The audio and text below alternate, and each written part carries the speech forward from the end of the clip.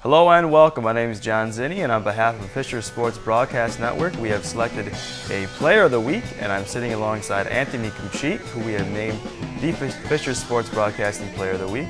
He was also named the Empire 8 Co-Defensive Player of the Week for this past week, and for his play against Kings College, and St. John Fisher won that game 49-7 with the help of Anthony, who had 9 tackles on his first career start, along with his first career sack, and was responsible for two turnovers on the day.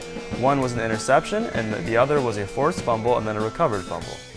So Anthony, to start off with, congratulations on winning the Empire 8 Co-Defensive Player of the Week, and let us know what your thoughts are right now.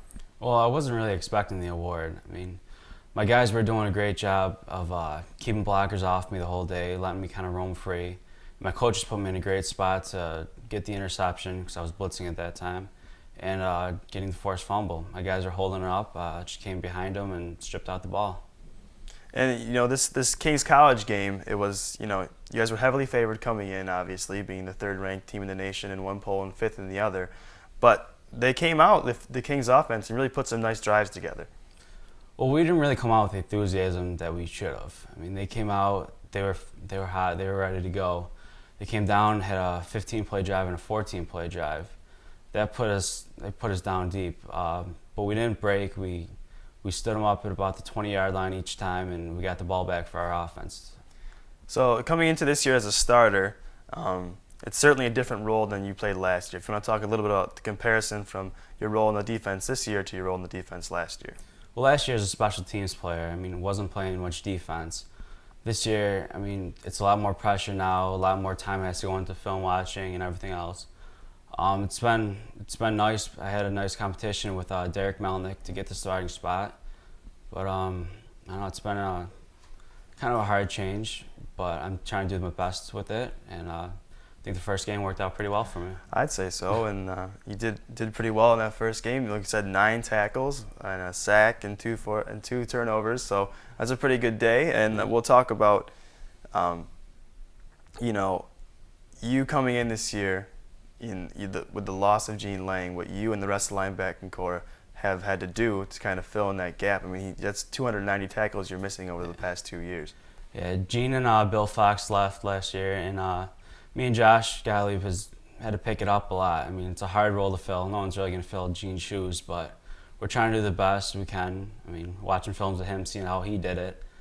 But we're just going to go out there and play as hard as we can, and things will work out for us, I think. Now, Josh Gottlieb, of course, did get a little bit of time with the first group. You played in the defense, but not with the first group. You had a chance to come in some games that, you know, you guys were in the lead. But let's talk about how important that experience was for you, the game-type experience coming into this season. Well, it was really good to get my feet wet in some of the later times of the games. But, I mean, I was always trying to play out like as hard as I could, when I could, and just show the coaches that I could play in the first group. Mm-hmm. And now that you've got your starting roles, I mean, since it's your first career start and it went so well, what are your expectations for yourself for the rest of this season?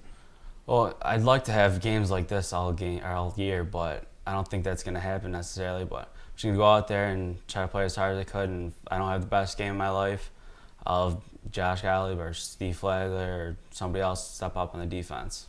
And speaking about the rest of the team, what are your expectations for the team as a whole? I mean, they've got 2 national rankings within the top 5. You got to the Final Four of the national tournament last year.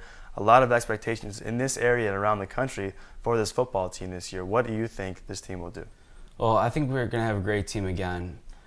We definitely can't overlook anybody because they're all coming for us now that we've got a big target on our chest. I mean, we're just going to go out there and play every team like they're Mount Union or something. Mm-hmm. And now that you've got Kings College, you know, that's in the past. You guys won that game 49-7. Looking ahead at Buff State College, which is well, actually this will be airing at halftime. So, what are your thoughts about this Buff State College team, the Bengals, and how do you guys think you'll fare against them? Well, they're another team that they got a big line. They got some good skill position players. We just got to do the best of stopping their run first, and then hopefully go to pass. And our defensive backs are doing a great job all year of shutting down the pass. So I think we'll be okay against them. Okay. Thank you very much, Anthony. All right. Thanks for sitting down with us. Anthony Cucit, the Defensive Player of the Week here, elected by Fisher Sports Broadcast Network.